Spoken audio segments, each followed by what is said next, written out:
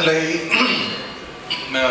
ഞാൻ ഈ പരിപാടി അറിയുന്നത് 2022 സമയത്തൊക്കെയാണ് എനിക്ക് വർക്ക് കിട്ടുന്നത്. ആക്ച്വലി പടം ചെയ്യാനിരുന്നത് വേറൊരു ആളായിരുന്നു. അപ്പോൾ പുള്ളിക്ക് ഡേറ്റ് ഇല്ലാത്തതുകൊണ്ടാണ് എന്നാൽ പിന്നെ ഇവൻ ചെയ്യട്ടെ എന്ന് വെച്ചത്. അത് എൻ്റെ ഒരു ഭാഗ്യം കൂടിയാണ്. കാരണം ലിറ്ററലി എനിക്ക് തോളോട് തോൾ ചേർന്നിരുന്ന് ഒരു 10-15 ദിവസം ഇതുപോലെ കൊണ്ട് അഭിനയിക്കാൻ പറ്റുക എന്ന് പറയുന്നത് ഞാൻ ഭയങ്കര ക്യൂരിയസ് ആയിട്ട് കണ്ടിരുന്നിട്ടേ ഉള്ളൂ. കാരണം നമ്മുടെ വിളച്ചെടുക്കാനൊന്നും ഞാൻ പോയിട്ടില്ല. അവിടെ വെറുതെ പേടിച്ച് തന്നെയാണ് ഞാൻ അവിടെ ഇരുന്നിട്ടുള്ളത്. അപ്പോൾ എനിക്ക് മമ്മൂക്കയുടെ പ്രോസസ്സാണ് ഞാൻ ഭയങ്കരമായിട്ട് അത്ഭുതപ്പെട്ടു പോയത്. എപ്പോഴും ഇപ്പോൾ ഓൺ സ്പോട്ടിൽ ഇപ്പോൾ ഒരു സാധനം ചെയ്യുകയും, അപ്പോൾ നമുക്കത് ഇങ്ങനെയല്ല, നമുക്കിവിടെ ഒരു പ്രശ്നമുണ്ട്, അങ്ങനെ വരുമ്പോൾ നമ്മൾ കംപ്ലീറ്റ്ലി ഡിഫറെൻ്റ് ആയിട്ട് തന്നെയുള്ള അങ്ങനെ 2, 3, 4 പ്രാവശ്യം ചെയ്യുമ്പോൾ ഇപ്പോൾ ഈ പറഞ്ഞ പോലെ ക്ലൈമാക്സിൽ ഞാൻ ആലോചിക്കാറുണ്ട്. ഇപ്പം എന്നോട് ഇത് പറയുമ്പോൾ ഞാനിത് എങ്ങനെയായിരിക്കും അപ്പോൾ കൺസീവ് ചെയ്തിട്ടുണ്ടാവുക, നമ്മളോട് ഇങ്ങനത്തെ ഒരു സാധനം പറഞ്ഞാൽ എനിക്ക് ഒരു ഐഡിയ തന്നെ ഇല്ല. കാരണം അത് അങ്ങനെ തന്നെ വേറെ തന്നെ ഒരു അവതാരമായിട്ടാണ് പുള്ളി അതിനകത്ത് പെർഫോം ചെയ്തിരിക്കുന്നത്. അപ്പൊ ഇതൊക്കെ എവിടെയാണിത് ചിന്തിച്ചു വെക്കുക? ഇത് നേരത്തെ പ്ലാൻഡ് ആണോ അല്ലയോ? ഓൺ ആക്ഷനിൽ എങ്ങനെയാണ് ഇങ്ങനെയായി മാറുക എന്നുള്ളത് ഞാൻ ഭയങ്കര ക്യൂരിയസ് ആയിട്ട് കണ്ടു തന്നിട്ടുള്ള ആളാണ്. അപ്പോൾ ഓഫ്കോഴ്സ് ഞാനൊരു ബിഗ് ഫാനാണ്. അപ്പോൾ എനിക്കെപ്പോഴും എന്താ പറയുക, കണ്ടു പഠിക്കാൻ, അല്ലെങ്കിൽ എന്താണ് ഈ പ്രോസസ്സ് എന്ന് നമ്മൾ ഈ ആക്ടേഴ്സ് ഇങ്ങനെ നിൽക്കുമ്പോൾ ബാക്കിയുള്ള സീനിയേഴ്സ് ആയിട്ടുള്ള ആളുകൾ ഇങ്ങനെ ചെയ്യുമ്പോൾ എപ്പോഴും പഠിക്കാൻ തന്നെയുണ്ട്. ഇതെങ്ങനെയാണ് ഇതിലേക്ക് ആയി മാറുക, ഒരു എന്താ പറയുക, ഒരു പരകായ പ്രവേശം നടത്തുക എന്നൊക്കെ നമ്മളിങ്ങനെ ഭയങ്കരമായിട്ട് ഇങ്ങനെ ചിന്തിക്കാറുണ്ട്. എപ്പോഴും ഞാൻ ആലോചിക്കുന്നത്, എനിക്കെപ്പോഴും എന്താ പറയുക, ഞാൻ ഭയങ്കര ലക്ക് ഉള്ള ഒരാളായിട്ട് എനിക്ക് തോന്നിയിട്ടുണ്ട്. ഇതിങ്ങനെ നേരിട്ട് നിന്ന് കാണാനും എന്താ അത് അനുഭവിച്ചറിയാനും എനിക്ക് സാധിച്ചു എന്നുള്ളതാണ്. ലൈക്ക് എനിക്കതിങ്ങനെ എക്സ്പ്ലെയിൻ ചെയ്തു തരാൻ പറ്റുന്നില്ല. എന്താണ് ആ പ്രോസസ്സ്, നമുക്ക് ചെയ്യുന്ന പ്രോസസ്സ് എന്താണെന്ന് എനിക്ക് പറഞ്ഞു തരാൻ അറിയില്ല. പക്ഷെ എന്തൊക്കെയോ ഇവിടെ എനിക്ക് കിട്ടിയെന്ന് എനിക്ക് തോന്നുന്നു. അല്ല, അങ്ങനെയൊന്നും നമുക്കവിടെ ഒരു എക്സ്പ്രഷനിലാണ് കേട്ടോ. അതൊക്കെ ഡയറക്റ്റ് ഇല്ലാത്തതുകൊണ്ട് നിങ്ങളോട് ഡയറക്റ്റ് പറഞ്ഞിട്ടുണ്ടെന്നില്ല. ഡയറക്റ്റ് പറയുന്ന അപ്പുറത്തേക്ക് മമ്മൂക്ക സ്വയം കുറെ സംഭവങ്ങൾ കൈ കിട്ടിയിട്ടുണ്ടോ? അങ്ങനെ എന്തെങ്കിലും ഡയറക്റ്റ് പറഞ്ഞു? ഡയറക്റ്റ് ഒന്നും ഇവിടെ ഇല്ലല്ലോ. നിങ്ങളായിട്ട് അടുത്തേക്കുന്നവർക്ക് ചോദിക്കാം, അങ്ങനെ വല്ല ഡയറക്റ്റ് പറഞ്ഞു? മമ്മൂക്ക സ്വന്തമായിട്ട് നമുക്ക് നാവ് കൊണ്ടുള്ള കുറെ സംഭവങ്ങളൊക്കെ മമ്മൂക്ക സ്വയം വിട്ടോ അങ്ങനെ എന്തെങ്കിലും സംസാരിച്ചിട്ടുണ്ടോ? അതില്ല, അതൊക്കെ മമ്മൂക്കായിട്ടാണ്. അല്ലാതെ അങ്ങനെ ചെയ്യണമെന്ന് ഈ ഒരു എന്താ ചെറിയ ന്യൂവാൻസസ് വേണമെന്നോ ഇല്ലെങ്കിൽ അങ്ങനത്തെ ചെറിയ പരിപാടി വേണം ഡീൻ ഫോഴ്സ് ചെയ്ത് പറഞ്ഞിട്ടൊന്നുമില്ല.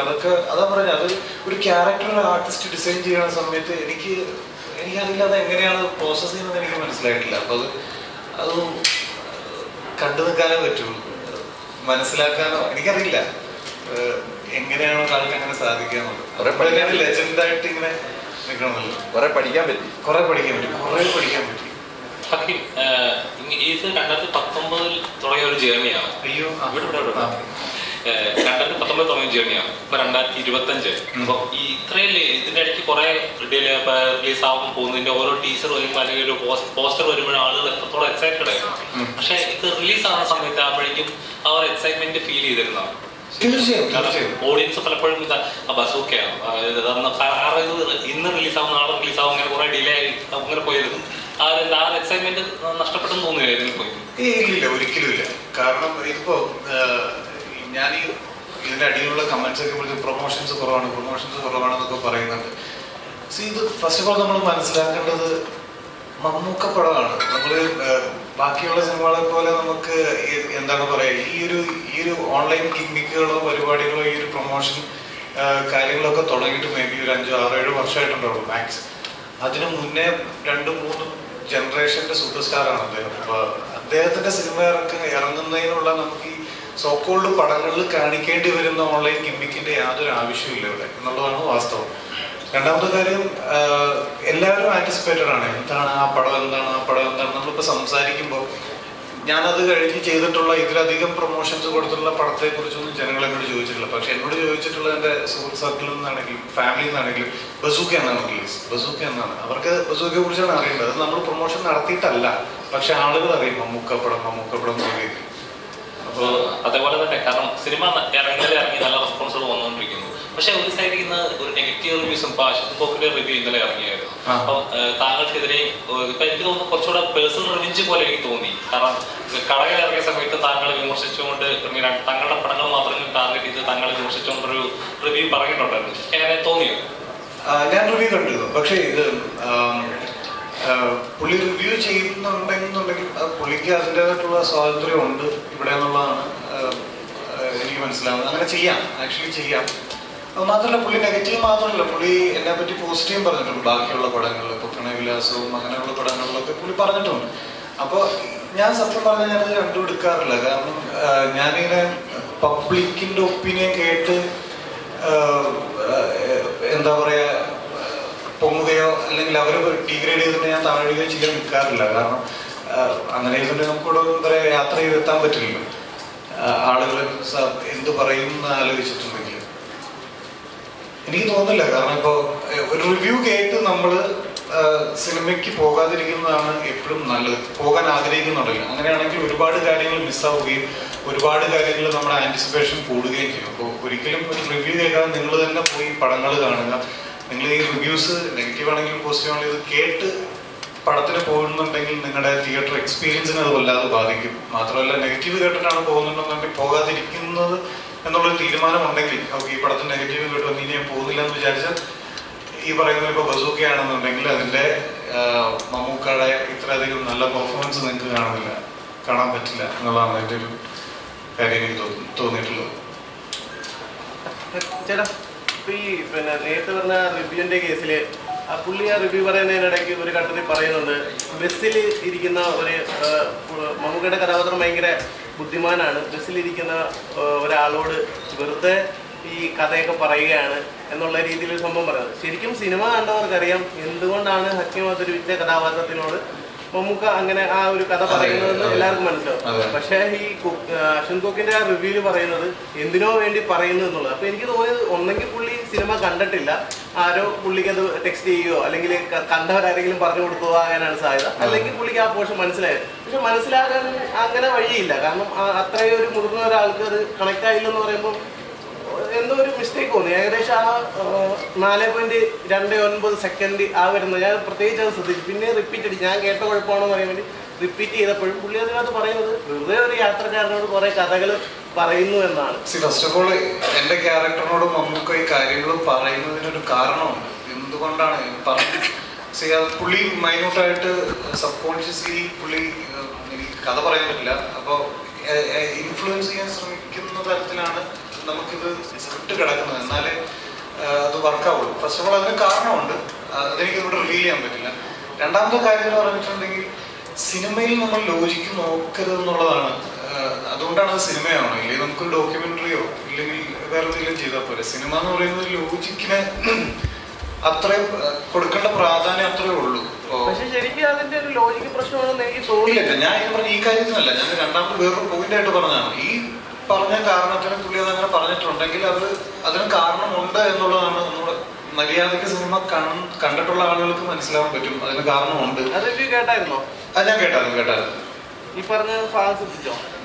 ഞാൻ ശ്രദ്ധിച്ചു എന്നുള്ളതാണ്. പക്ഷെ ഞാൻ പറഞ്ഞില്ല, ഞാനത് മൈൻഡ് ചെയ്യാറില്ല. ഇപ്പൊ ഈ പറഞ്ഞ പോലെ വേറൊരു കാര്യം, എന്തോ ബ്രോ ബ്രോ ബ്രോ എന്ന് വിളിക്കുന്ന അങ്ങനെ എന്തൊക്കെയോ പറയുന്നത് കേട്ടു. പക്ഷെ ഞാൻ ബ്രോ എന്ന് വിളിക്കാറുണ്ട്. അപ്പൊ എനിക്ക് അതില് അരോചകം തോന്നിയില്ല. രണ്ടാമത്തെ വേറൊരു കാര്യം എന്ന് പറഞ്ഞിട്ടുണ്ടെങ്കിൽ, ഈ ക്യാരക്ടർ എങ്ങനെയാണ്, ഇയാൾ ഇറിറ്റേറ്റിംഗ് ആണ്. എൻ്റെ ക്യാരക്ടർ കുറച്ച് ഇറിറ്റേറ്റിംഗ് ആണ്. കൂടെ ഇരിക്കുന്ന ആളുകളുടെ അല്ലെങ്കിൽ അവരുടെ കംഫർട്ട് സോൺ മര്യാദ കൊടുക്കാത്ത ഒരാളാണ് ഈ എൻ്റെ ക്യാരക്ടർ ഇതിനകത്ത്. അപ്പോൾ അയാൾക്ക് അങ്ങനെ ചെയ്യും. അയാൾ ബ്രോക്ക് വിളിക്കും, ചിലപ്പോൾ വേറെ എന്തെങ്കിലും പറയും, വെറുതെ അടുത്തിരിക്കുന്നവരോട് ചോദിക്കും, ഹെഡ്സെറ്റ് വെക്കാതെ ഫോണിൽ ലൗഡായിട്ട് പാട്ട് കേൾക്കുമ്പോൾ കോൾ ചെയ്യും. അത് നമ്മുടെ കൂടെ ഉണ്ടാവില്ല. ഇപ്പോൾ തിയേറ്ററിൽ വന്നിരിക്കുമ്പോൾ ഇതെല്ലാം ചെയ്യുന്ന ആൾക്കാരുണ്ടാവില്ല. അപ്പം അങ്ങനത്തെ ഒരു സ്വഭാവമുള്ളൊരു വ്യക്തിയാണ്. അയാൾക്ക് ആ ഒരു സോഷ്യൽ ക്യൂ ഇല്ല ഈ സണ്ണി വർഗീസ് എന്ന് പറയുന്ന ക്യാരക്ടർ. അതങ്ങനെ ചെയ്തത്. ഇതാ പറയുന്നത്, സിനിമയ്ക്ക് ഇതെങ്ങനെ ചെയ്യുന്നത് നമ്മളത് വെറുതെ ചെയ്യുന്നതല്ല. ഇതിനൊക്കെ ഓരോ റീസൺസ് ഉണ്ട്.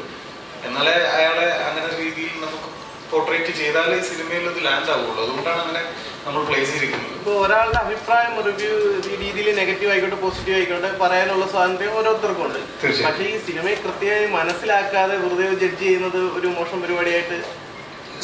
ഇത് വേറൊരു കാര്യം എന്ന് പറഞ്ഞാൽ, ഇവരുടെയും വയറ്റുപഴപ്പിന്റെ പ്രശ്നമാണ്. ഇപ്പൊ ഇവരുടെ നല്ല ചെയ്യുന്ന ആളുകളുടെ ഒക്കെ. അപ്പോൾ അതിനൊരു ഫാൻ ബേസ് ഉണ്ട്, അതിന് ഇവിടെ ആൾക്കാരുണ്ട് കാണാൻ. ആക്ച്വലി ഇപ്പോൾ അങ്ങനെ വന്നിരുന്ന് പറയുമ്പോൾ, അങ്ങനെ 2-3 തക്കടിക്കുമ്പോൾ അങ്ങനെ ഒരു വേഷം കിട്ടി വന്നിരിക്കുമ്പോഴൊക്കെ അവിടെ ആൾക്കാരുണ്ട്.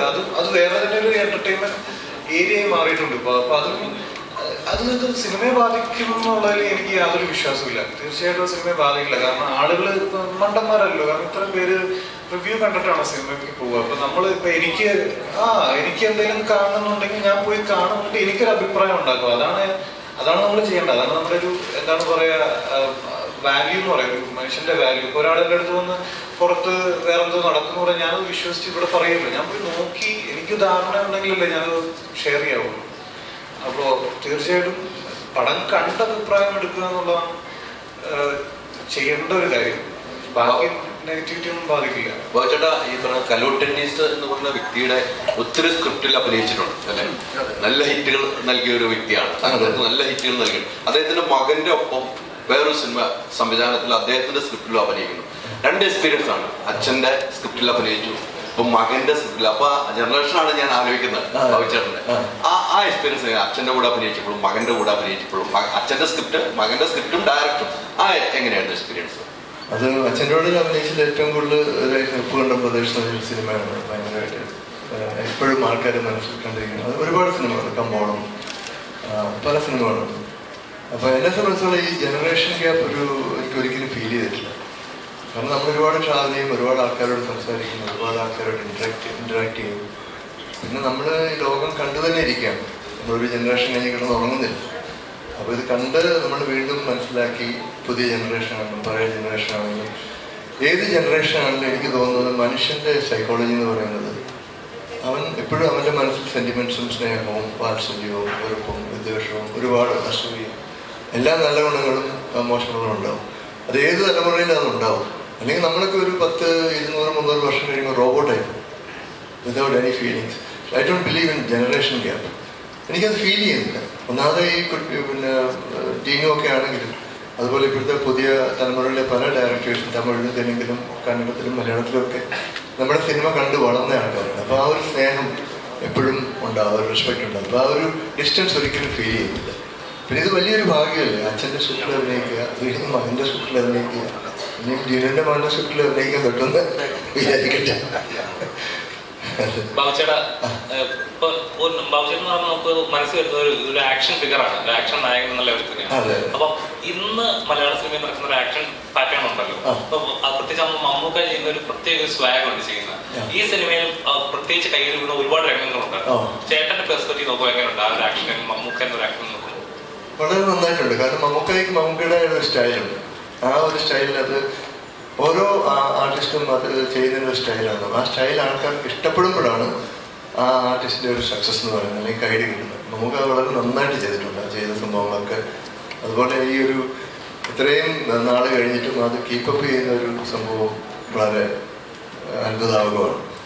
അതുപോലെ ഇപ്പൊ മലയാള സിനിമ നടക്കുന്ന ഒരു ആക്ഷൻ പാറ്റേൺസ് ഉണ്ടല്ലോ, ശരിക്കും അത്രയും വയലൻസ് വേണം, അല്ല ആ ആക്ഷൻ അത്രയും ഇന്റൻസിറ്റി വേണം എന്ന് കരുതുന്നു ചേട്ടന്? ഒരു ആക്ഷൻ ഹീറോ എന്ന ലെവലിൽ ചോദിക്കുക, അത്ര ഇന്റൻസിറ്റി അല്ല അത്ര ഒരു പാറ്റേൺ വേണമെന്ന് കരുതുന്നുണ്ടോ? അതിപ്പം ഓരോ ഫിലിം മേക്കേഴ്സിന് അവരുടേതായ ആവിഷ്കാര സ്വാതന്ത്ര്യം. അപ്പോൾ അവർക്ക് താല്പര്യമുള്ള അല്ലെങ്കിൽ അവർ കൺസീവ് ചെയ്ത രീതിയിലായിരിക്കും അവർ ആ സിനിമ എടുക്കുന്നത്. ചില രണ്ട് ടൈപ്പ് സിനിമകളുണ്ട്. ഒന്ന് പ്രൊഫഷണൽ സിനിമ എന്നുള്ളത്. അപ്പോൾ എൻ്റെ ഐഡിയാസ് എൻ്റെ രീതിയിൽ ഞാൻ സിനിമ എടുത്ത് ജനങ്ങൾക്ക് കൊടുക്കുന്നു. ജനങ്ങൾ സ്വീകരിച്ചാൽ ഭാഗ്യം, സ്വീകരിച്ചില്ലെങ്കിൽ പോയി. അല്ലെങ്കിൽ ഞാൻ എൻ്റെ ഐഡിയാസ് എല്ലാം മാറ്റി വെച്ചിട്ട്, എൻ്റെ കോൺസെപ്റ്റ് എല്ലാം മാറ്റി വെച്ചിട്ട് ജനങ്ങൾക്ക് വേണ്ടി ഒരു സിനിമ എടുത്ത് പ്രസൻറ്റ് ചെയ്യും. ഏറ്റവും സേഫ് അതാണ്, ജനങ്ങൾക്ക് വേണ്ടി ഒരു സിനിമ എടുക്കുന്നതാണ്. പിന്നെ ഈ വയലൻസിൻ്റെ കാര്യം പറയുന്നത്, ഇപ്പോൾ നമുക്ക് ഒരു സിനിമ പുറത്തു വന്നു കഴിഞ്ഞാൽ അത് കൺട്രോൾ ചെയ്യാനുള്ള ബോഡീസ് ഉണ്ട്. അതായത് സെൻസർ, അതുപോലെ സെൻസറിന് മുകളിൽ വേറെ ബോഡീസൊക്കെ ഉണ്ട്. അവർക്ക് ഡെഫിനറ്റ്ലി അതിനെ കൺട്രോൾ ചെയ്യാൻ പറ്റും. പിന്നെ ജനങ്ങൾക്കൊരു ചോയ്സുണ്ട്, ഈ സിനിമ ഞാൻ കാണണോ അല്ലെങ്കിൽ എൻ്റെ കുട്ടികളെ കാണിക്കണോ എന്നുള്ളൊരു ചോയ്സുണ്ട്. അതും ഓരോ റേറ്റിംഗ് ഉണ്ട്. പിന്നെ ഇപ്പോഴത്തെ ആക്ഷൻ എന്ന് പറഞ്ഞാൽ ഞാൻ പലതും കണ്ടിരിക്കുന്ന ഞാൻ വളരെ റഫായിട്ടുള്ള ആക്ഷൻ ആണ് എനിക്ക് ഏറ്റവും ഇഷ്ടം. അതായത് ഒരിടി കൊണ്ടിട്ട് ആൾക്കാർ പറന്നു പോയി, വേറൊരു ജീപ്പ് കൊണ്ട് ജീപ്പ് മറിഞ്ഞ്, അങ്ങനെയൊക്കെയുള്ള കുറേ ഗിമിക്സുകൾ ഇപ്പോൾ വരുന്നുണ്ട്. അതുപോലെ ഒത്തിരി വയർ ടെക്നിക്സ്, വയർ ചാടി പൊങ്ങി, അതായത് നമ്മുടെ എന്താ പറയുന്നത്, ഗ്രാവിറ്റേഷൻ പുള്ളിനൊന്നും യാതൊരു വിലയും കൽപ്പിക്കാത്തൊരിതാണ്. എൻ്റെ സിനിമകൾ കണ്ടറിയാം. ചന്ത കടലൊക്കെ ചെന്ന് ഒരിടി കൊണ്ട് അവർ ഇപ്പുറത്ത് ഇങ്ങോട്ട് വീഴത്തുള്ളൂ, പറന്നു പോകുന്നൊരു പരിപാടിയില്ല. അപ്പോൾ അതെനിക്കൊരു ഇതായിട്ട് തോന്നിയിട്ടുണ്ട്. പിന്നെ സിനിമാറ്റിക് എക്സ്പീരിയൻസ്, ചില സിനിമകൾക്ക് അത് ആവശ്യമാണ്. ഇപ്പോൾ റേഞ്ചിനെ എടുത്തൊരു സിനിമ എടുക്കുകയാണെങ്കിൽ അല്ലെങ്കിൽ അങ്ങനെ സൂപ്പർ നാച്ചുറൽ പവറൊക്കെ ആണെങ്കിൽ okay. Your experience this time. As always, it's fantastic. It's a dream come true to be back here again. Once again, John Hammond's Mamuka. Yeah. Bilal coming. I don't know, man. Everybody's asking the same question, but even I wish I knew more about Bilal. But then, let's keep our fingers crossed and see if it does happen for all of us. Thank you.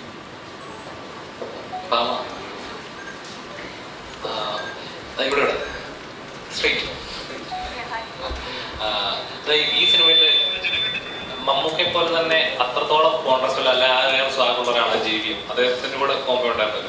എങ്ങനെ ഉണ്ടായിരുന്നു ഒരു face to face ഉള്ള reactions ഉണ്ടാവും? അത്രയും histories ഉള്ള ഒരു legend തന്നെയാണ് അദ്ദേഹം. എങ്ങനെ ഉണ്ടായിരുന്നു ആ ഒരു കോമ്പോ, അവരുമായിട്ടുള്ള എക്സ്പീരിയൻസ്, സാറുമായിട്ടുള്ള എക്സ്പീരിയൻസ്? ഗൗതം സാറുമായിട്ട് അതിൻ്റെ സ്ക്രീൻ സ്പേസ് ഷെയർ ചെയ്യാൻ പറ്റിയതിൽ ഒത്തിരിയധികം സന്തോഷം. കാരണം നമ്മളെല്ലാവരും ആരാധിക്കുന്ന സ്പെഷ്യലി ഗേൾസ് കുറച്ച് അധികം ഫാൻസ് ഉണ്ട് സാറിന്. അത്രയും ഒരു റൊമാൻറ്റിക് ഡയറക്ടറാണ് ഗൗതം സാറ്. അപ്പം ഗൗതം സാറിൻ്റെ കൂടെ സ്ക്രീൻ ഷെയർ ചെയ്യുക അല്ലെങ്കിൽ സാറിന് ആദ്യമായിട്ട് കാണുന്നതൊക്കെ എന്ന് പറഞ്ഞു കഴിഞ്ഞാൽ തന്നെ എന്താ പറയുക, വളരെ സന്തോഷമുള്ളൊരു കാര്യമായിരുന്നു. സാറിൻ്റെ കൂടെയായിരുന്നു നമ്മുടെ ആ ടീമിന് most of the combination seats ഉണ്ടായിരുന്നത്. അതുകൊണ്ട് തന്നെ നല്ലൊരു ബോണ്ടിങ് ഉണ്ടായിരുന്നു സിനിമയിൽ. നമ്മുടെ ആ ഒരു ടീമിനൊരു ബോണ്ട് ഉണ്ടല്ലോ, അത് ത്രൂ ഔട്ട് ദ ഫിലിം ഷൂട്ടിലും സെറ്റ്സിലും എല്ലാം അതുപോലെ തന്നെ മെയിൻറ്റെയിൻ ചെയ്യാൻ വേണ്ടി പറ്റിയിട്ടുണ്ട്. അപ്പോൾ ഗൗതം സാറിനെ കാണുന്ന സമയത്ത് ആദ്യത്തെ ദിവസമൊക്കെ നമുക്ക് ഭയങ്കര പേടിയായിരുന്നു. 3 പേർക്കും, സിറ്റുവേട്ടനായാലും ഡിബി ചേട്ടനായാലും എനിക്കായാലും. പക്ഷേ സാർ അത് ഭയങ്കര ഈസിലി ഹാൻഡിൽ ചെയ്ത്, അത് സാറിന് അറിയാം കാരണം എത്രത്തോളം പേടി വരും നമ്മുടെ പോലത്തെ ആൾക്കാർ വരുന്ന സമയത്ത് എന്നുള്ള രീതിയിൽ. പക്ഷെ അത് വളരെ ഈസി ആയിട്ട് ഹാൻഡിൽ ചെയ്തിട്ടുണ്ടായിരുന്നു. So feeling very lucky to be part of this movie. Aishwarya, എങ്ങനെ ഉണ്ടായിരുന്നു? ഇന്നലെ സിനിമകളിൽ നല്ല റെസ്പോൺസുകൾ വന്നുകൊണ്ടിരിക്കുകയാണ്. എങ്ങനെയുണ്ടാ മറ്റുള്ള റിയാക്ഷൻസ് ഒക്കെ എങ്ങനെ ഉണ്ടായിരുന്നു? I'm feeling very, very happy, extremely grateful. എല്ലാവർക്കും പടം ഇഷ്ടമായി എന്ന് കേട്ടു. ആൻഡ് റിവ്യൂസ് ഒക്കെ എല്ലാം പോസിറ്റീവാണ്, എല്ലാവർക്കും ഇഷ്ടപ്പെട്ടു. ആൻഡ് വളരെ സന്തോഷം, extremely grateful and extremely happy.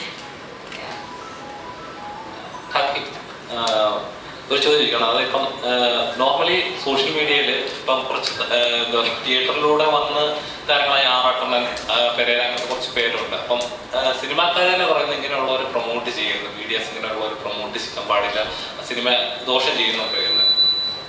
അപ്പം ഈ സിനിമയിൽ തന്നെ സന്തോഷ് ഒരു സീൻ ഉണ്ടായിരുന്നു. അപ്പോൾ ഭയങ്കര സീരിയസ് ആയിട്ട് ഉള്ള മൊമെന്റിൽ ഒരു സീനില്ലാത്ത അദ്ദേഹത്തിന് വരുന്നു, പെട്ടെന്ന് ആളുകൾ ഞെട്ടിപ്പോയി. അപ്പോൾ സിനിമയിലുള്ളവർ തന്നെ ഇങ്ങനെ 2 പക്ഷം പറയുമ്പോൾ എന്താണ് ചെയ്യുന്നത്?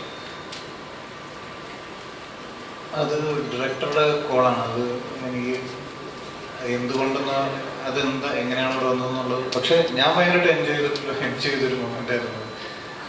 പിന്നെ അങ്ങനെ ഇപ്പൊ റിവ്യൂ പറയുന്ന ആളുകൾക്ക് സിനിമയിൽ വരാൻ പറ്റില്ല എന്നൊന്നുമില്ല. അല്ല, ഞാൻ പറഞ്ഞല്ല, പ്രൊഡ്യൂസേഴ്സിനും മറ്റുള്ളവരും തന്നെ പറഞ്ഞത് നിങ്ങൾ ഇങ്ങനെയുള്ളവരെ പ്രൊമോട്ട് ചെയ്യാൻ പാടില്ല. അങ്ങനെയുള്ളവരെ പ്രൊമോട്ട് ചെയ്യാൻ സെൻസ് ആണ് അവരുടെ റിവ്യൂസിനല്ലേ പറയുന്നത്. ഈ ഒരാളുടെ ഇല്ലെങ്കിൽ ഈ ഒരാളുടെ എന്താ പറയുക ഫേസ് വാല്യൂനെയോ ഫെയിമിനെയോ അയാൾക്കുള്ള ഒരു പബ്ലിക് ഇമേജ് ഉണ്ടല്ലോ, അതിനെ യൂട്ടിലൈസ് ചെയ്യുന്നതിൽ എന്താണ് തെറ്റ്? ഇപ്പോൾ ഇവിടെ ഇൻസ്റ്റാഗ്രാം റീൽ എടുക്കുന്ന ആളുകൾ എത്രയോ പേര് ഇപ്പോൾ സിനിമയിലുണ്ട്. അത് അവരുടെ പബ്ലിക് ഇമേജിനെ യൂട്ടിലൈസ് ചെയ്യുന്നില്ല, അവർക്കുള്ള ആ ഒരു ഇമേജിനെ അതുപോലെ തന്നെ യൂട്ടിലൈസ് ചെയ്യുന്നതാണ്. അപ്പോൾ അതിൽ തെറ്റൊന്നുമില്ല. അപ്പോൾ ഈ മൊമെന്റിൽ അത് എത്രത്തോളം ബ്ലണ്ടർ ആയിരുന്നില്ല, എത്രത്തോളം ഡൈവേർട്ട് ആയിപ്പോയി എന്ന് കാണിക്കാൻ പറ്റുന്ന ഒരു അവസരമായിട്ടാണ് തോന്നിയത്. എനിക്ക് തോന്നുന്നു ഇറ്റ്സ് എ ബെറ്റർ ചോയ്സ്. നല്ല രസമുണ്ട്, ഞാൻ ഭയങ്കര എൻജോയ് ചെയ്തു. വെല്ലുവിളിയായിട്ടാണോ? അതെ, പല ആളുകൾക്ക് നന്നായിട്ട് ചെയ്തിട്ടുണ്ട്, നന്നായിട്ട് ചെയ്തിട്ടുണ്ട്. ആദ്യം തന്നെ അതിന് നല്ലൊരു താങ്ക്സ് പറയുന്നുണ്ടോ. ഗംഭീരമായിട്ട് ചെയ്തിട്ടുണ്ട്. എങ്ങനെയാണ് ആ ഒരു സീനിലേക്ക് ഈ മമ്മൂക്കയുടെ കൂടെ ഷൈൻ ടോം ജോക്ക് ഇപ്പൊ മമ്മൂക്കയുടെ കൂടെ മമ്മൂക്ക അഭിനയിച്ചു വെച്ച എല്ലാ സിനിമയിലും മമ്മൂക്ക കൂടെ കൊണ്ടു കിടപ്പാണ്. ആ സിനിമയിലേക്ക് തന്നെ മമ്മൂക്കയുടെ കൂടെ തന്നെ എത്താൻ പറ്റി, മമ്മൂക്കയുടെ കൂടെ ഷെയർ ചെയ്യാൻ പറ്റിയ സ്ക്രീൻ വലിയൊരു എക്സ്പീരിയൻസ് അല്ലായിരുന്നു. അത് എങ്ങനെയുണ്ടായിരുന്നു പറയും? അടിപൊളിയായിരുന്നു. മമ്മൂക്കയുടെ ആദ്യമായിട്ടാണ് അഭിനയിക്കുന്നത്. മമ്മൂക്ക ഫാൻ ബോയ് ആയിരുന്നില്ല പണ്ട്, ഇപ്പൊ ആയിക്കൊണ്ടിരിക്കുന്നു, ശ്രദ്ധിക്കുന്നു. അതിന് അങ്ങനത്തെ പരിപാടികളൊക്കെ ഉള്ളു. ഷൈൻ്റെ കസിൻ, ഷൈൻ്റെ അനിയൻ തന്നെയാണ്, സ്വന്തം അനിയനാട്ടോ. അതാണ് പല ആൾക്ക് എന്റെ സ്വന്തം അനുജനാണ്. ഉണ്ടാവും, വേറെ സംഭവമുണ്ട്. അല്ല ഈ സബ്ജക്ട് കേട്ട് കഴിഞ്ഞപ്പോൾ എങ്ങനെയാണ് ചേട്ടനോട് അഭിനയിക്കുന്ന സിനിമ ആരാണ് വിളിക്കുന്നത്? ആദ്യമായിട്ട് ഞാനും ചേട്ടനും ആദ്യമായിട്ട് സ്ക്രീനിൽ ഒരുമിച്ച് തന്നെ പറയുന്നത്. ഇതിനു മുമ്പ് ഞങ്ങൾ ക്രിസ്റ്റഫറിൽ അഭിനയിച്ചിട്ടുണ്ടെങ്കിൽ ഒരുമിച്ച് കാണാൻ പറ്റിയിട്ടുണ്ടായിരുന്നില്ല. പക്ഷെ ആദ്യമായിട്ട് ഒരുമിച്ച് തന്നെ പറയുന്നത് അത് ഭയങ്കര ഒരു വീട്ടിൽ ഒരുമിച്ച് കാണാറുണ്ട്, വീട്ടിലിടയ്ക്ക് കാണാറുണ്ട്, പുറത്താണ് കൂടുതൽ ഒരുമിച്ച് കാണാറുണ്ട്. ആരാണ് ആദ്യം വിളിക്കുന്നത് ഈ സിനിമയിലേക്ക് ഒരു സബ്ജക്ട് പറഞ്ഞത്? ആഷിക്ക് പറഞ്ഞിട്ട്, ആഷിക്കും ഇരുന്ന് അങ്ങനെയൊക്കെ പറഞ്ഞിട്ട് ടീന തന്നെയാണ് വിളിക്കുന്നത്. അങ്ങനെ പോയി അഭിനയിച്ചു. ആദ്യ ദിവസം വിളിച്ചു, പിന്നെ 2 ദിവസം വിളിച്ചു, 3 ദിവസം, 4 ദിവസം, 5 ദിവസം. ആദ്യം ഒരു ദിവസം പറഞ്ഞാണ് പിന്നെ തുടർന്ന് അല്ലേ? നല്ലൊരു എക്സ്പീരിയൻസ്, നന്നായിട്ട് ചെയ്യുകയും ചെയ്യുന്നതാണ്. നമ്മള് ജോക്കുട്ടനെ എനിക്കൊക്കെ പേഴ്സണൽ അറിയാവുന്ന ജോക്കുട്ടൻ വേറെ സിനിമയിൽ അഭിനയിച്ചിട്ടുണ്ട്. അങ്ങനെ പറയുന്നത് 5-6 പടം കഴിഞ്ഞു. അതെ, വേറെ സിനിമകൾ ചെയ്തിട്ടുണ്ട്. ഇത് മമ്മൂക്കാടൊപ്പം അഭിനയിക്കുമ്പോഴുള്ള അങ്ങനെ ഒരു ടെൻഷൻ ഉണ്ടായിരുന്നു. മമ്മൂക്കാടൊപ്പം സ്ക്രീൻ ചെയ്തപ്പോൾ അവിടെ ഡയലോഗ് വരുന്നുണ്ട്, മമ്മൂക്കാടൊപ്പം നിൽക്കണം. അതിന് നിങ്ങൾ ടെൻഷൻ എന്നാണോ പറയുക? പിന്നെ എന്താ പറയണ്ട പറയും. എനിക്കറിയില്ല എന്താ പറയണ്ടത്. ജോക്കുട്ടൻ എന്താണ് അനുഭവിച്ചത്? എനിക്ക് അനുഭവിച്ച എന്താന്ന് പറയാൻ പറ്റുന്നില്ലല്ലോ. ഇപ്പോഴാണ് ഞാനൊരു എക്സ്ക്യൂസ് പറയാണ്. കാരണം എനിക്ക് ഒരു അടുത്ത പരിപാടി 2-3 പടങ്ങൾ ഇറങ്ങിയിട്ടുണ്ട്. അതിന് പ്രൊമോഷൻ ഉണ്ട്, പിന്നെ ഷൂട്ടിംഗ് ഉണ്ട്, ഡബിങ് ഉണ്ട്. അതുകൊണ്ട് ഞാനൊന്ന് പയ്യെ നീ കാലിക്കട്ട് എത്തണം. അതുകൊണ്ട് ഞാൻ എന്നോട് ദയവായി ക്ഷമിക്കുക. എല്ലാവരും സിനിമ എൻജോയ് ചെയ്യുക. Thank you so much. എല്ലാവർക്കും all the best. Thank you എല്ലാവർക്കും. Thank you so much. ഇരിക്കട്ടെ.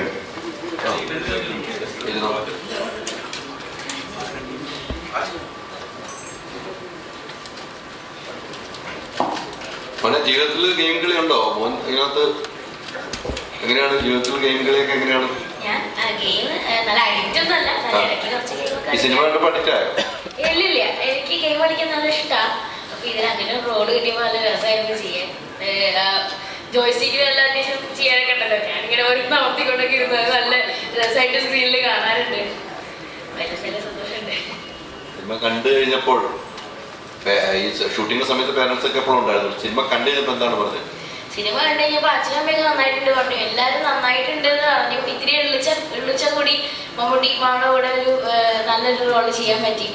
അപ്പോൾ എല്ലാവരും കണ്ടവരൊക്കെ നന്നായിട്ടുണ്ടെന്ന് പറഞ്ഞു. ഇനിയും കുറെ ആൾക്കാർ കാണാറുണ്ട്. അപ്പോൾ എന്തായാലും ഇത്രയും വലിയൊരു സിനിമയിൽ ഇവരൊക്കെ ഒപ്പം അഭിനയിക്കാൻ പറ്റിയിട്ട് നല്ല സന്തോഷമുണ്ട്. ലൊക്കേഷൻ പോയപ്പോൾ മമ്മൂക്ക എന്താണ് പറഞ്ഞത്? ലൊക്കേഷനിൽ ഓർമ്മ വന്നിട്ട് ലൊക്കേഷനിൽ അങ്ങനെ അത്ര സംസാരിക്കാൻ പറ്റിയിട്ടുണ്ടായിരുന്നില്ല. 1-2 സീനല്ലേ ഉള്ളൂ. എന്നാലും എങ്ങനെ പോയു എന്നൊക്കെ ചോദിച്ചു. എങ്ങനെ സുഖല്ലേ, എന്തൊക്കെ വിശേഷം എന്നൊക്കെ ചോദിച്ചു. അതൊക്കെ സന്തോഷം. പിന്നെ ഇത്രയും വലിയൊരാളുടെ കൂടെ അത്യാവശ്യം കുറച്ച് ഇമ്പോർട്ടൻസ് ഉള്ള റോള് ചെയ്യാൻ പറ്റിയല്ലോ. അത് സംസാരിക്കണേക്കാളും ഫോട്ടോ എടുക്കണേക്കാളും ഒക്കെ വലിയൊരു സന്തോഷം.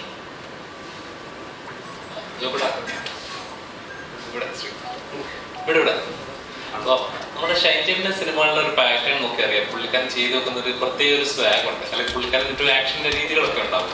എപ്പോഴെങ്കിലും അതിലെന്തെങ്കിലും ഇൻസ്പയർ ചെയ്യണം, അല്ലാതെ ഒന്ന് ഫോളോ ചെയ്യണമെന്ന് തോന്നിയിട്ടുണ്ടോ? ചെറുപ്പം മുതലേ തോന്നിയിട്ടുണ്ട്. ചെറുപ്പത്തിലുള്ള ചേട്ടൻ കണ്ടിട്ടുണ്ടോ? ഇല്ലല്ലോ. ഇപ്പോഴുള്ള ചേട്ടനല്ലേ കണ്ടിട്ടുള്ളൂ. ചെറുപ്പത്തിലെ ചേട്ടൻ എങ്ങനെയാ? അത് അറിയില്ലല്ലോ, നിങ്ങൾക്ക് അറിയില്ലല്ലോ, പറഞ്ഞിട്ട് കാര്യമില്ലല്ലോ. അല്ല, ഇപ്പൊ ഫോളോ ചെയ്തിട്ടുണ്ടോ? അതെന്നെ ചെറുപ്പത്തിലുള്ള ചേട്ടനെ കണ്ടിട്ടുണ്ടോ? അവന് ചെറുപ്പം മുതലുള്ള കഥ പറയണ്ടേ? 10-35 കൊല്ലത്തെ കത്തിയിട്ടുള്ളൂ.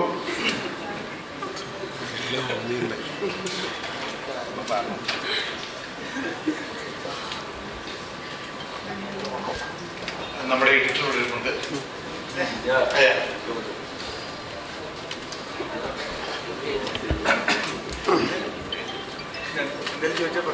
അല്ല, കുറെ സീനുകളുണ്ടായിരുന്നു. കത്രിക വെച്ചപ്പോൾ കുറെ കട്ടിക്കുണ്ടാവല്ലോ. ആ സമയത്ത് എങ്ങനെയായിരുന്നു? ചിലത് കത്രിക വെക്കേണ്ടി വരുമല്ലോ എന്തായാലും എഡിറ്റിംഗ് സമയത്ത്.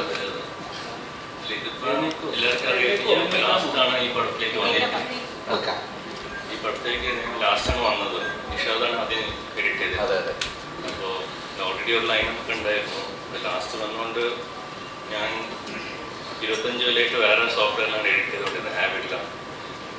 പിന്നെ ഇതിപ്പോൾ ഓൾറെഡി പ്രീമിയറിലാണ് എഡിറ്റ് ചെയ്തിട്ടുണ്ടായിരുന്നത്. സോ അത് പഠിക്കേണ്ടി വന്നു. 25 കൊല്ലം കൊണ്ട് ചെയ്തതെല്ലാം മാറിയിട്ട് ഇപ്പോൾ ഡീനോ കൊണ്ട് ഒരു പുതിയ സോഫ്റ്റ്വെയർ ഞാൻ പഠിച്ചു. ഡീനോ എന്നുകൊണ്ട് ഇപ്പം നമുക്കിൻ്റെ കൂടെ സെക്കൻഡ് പടമാണ് കണ്ണൂർ സ്കോഡ് കഴിഞ്ഞിട്ട്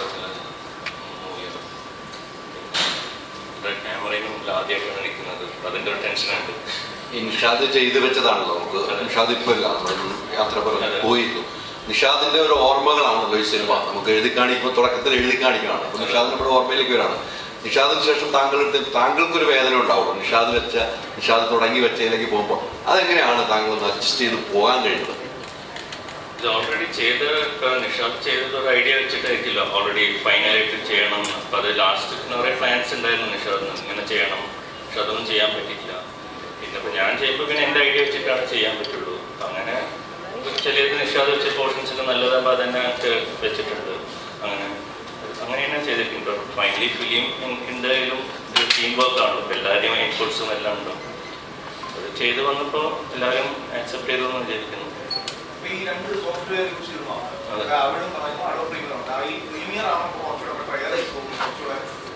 അല്ല, എനിക്ക് എപ്പോഴും അവിടെ തന്നെയാണ് ഇഷ്ടം. പക്ഷെ ചില പോർഷൻസ് ചില ടൂൾസൊക്കെ പ്രീമിയറിൽ ഈസിയാണ്. പക്ഷെ ഞാൻ 25 ഒരേ സോഫ്റ്റ്വെയർ ചെയ്തുകൊണ്ട് എനിക്ക് ബിഗിനിങ്ങിലൊക്കെ നല്ല ബുദ്ധിമുട്ടായിരുന്നു അത് ഒന്ന് മാറി വരാൻ വേണ്ടിയിട്ട്. അപ്പോൾ ഓക്കെയാണ്. സ്റ്റിൽ ഇതാണ് ലാസ്റ്റ് പടം പ്രീമിയർ. അടുത്തത് അവിടെ തന്നെയായിരിക്കും. ഇനി പ്രീമിയർ പിടിക്കില്ല? ഇല്ല. Thank you. അപ്പോൾ എല്ലാവരും വന്നതിന് വളരെയധികം നന്ദി. Thank you so much. കഴിഞ്ഞില്ലേ സമയം?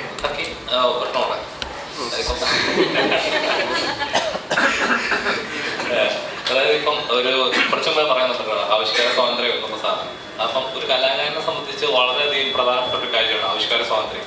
അപ്പം ചില കാര്യങ്ങളിൽ നമ്മൾ ആത്മാർത്ഥമായിട്ട് ഇന്ന പോലെ ഓഡിയൻസിലേക്ക് എത്തണം. സിനിമ എന്നൊരു കലാരൂപം അതാണല്ലോ. ഇപ്പം നമ്മുടെ പ്രതിഷേധങ്ങളായിരിക്കാം, നമ്മുടെ അഭിപ്രായങ്ങളായിരിക്കാം, നമുക്ക് സമൂഹത്തിൽ എത്തിക്കേണ്ട പല കാര്യങ്ങളും നമ്മൾ സിനിമയിലൂടെ എത്തിക്കും. പക്ഷെ അതിലും കത്രിക വീഴുമ്പോൾ അല്ലെങ്കിൽ ഇന്ന കാര്യങ്ങൾ പറയരുത്, ഒരു അധികാരത്തിന്റെ പുറമെ ഇന്ന കാര്യം ആരും അറിയണ്ട എന്ന് പറഞ്ഞൊരു സംഭവം ഉണ്ടല്ലോ. അപ്പൊ അത് ശരിയായ നടപടിയാണെന്ന് വിശ്വസിക്കുന്നത്?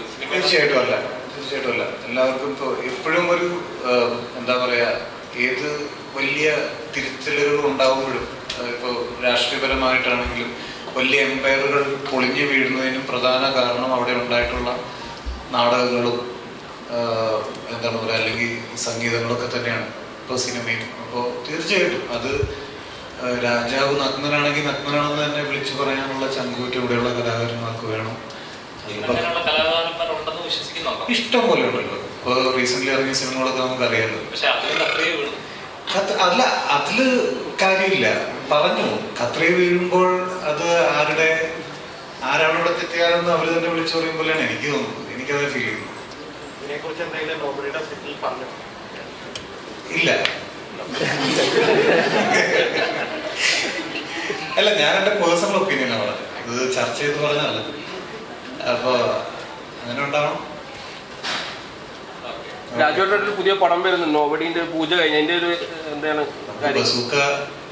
അല്ല ബസൂക്ക കഴിഞ്ഞു, ലാസ്റ്റ് ദിവസം ഒന്നുമായിട്ടില്ല. പടം ഇന്നലെ പൂജ കഴിഞ്ഞല്ലേ. ജോണർ ഒന്ന് റിവീൽ ചെയ്യാൻ പറ്റും? Okay, thank you.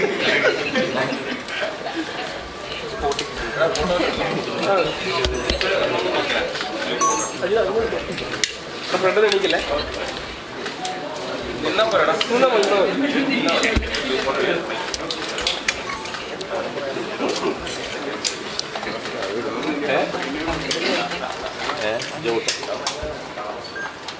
ഇതിങ്ങോട്ട് നോക്കോ? അജ്മൽ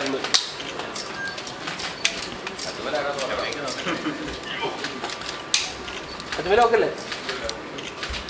അജ്മലായി വരുന്നുള്ളൂ.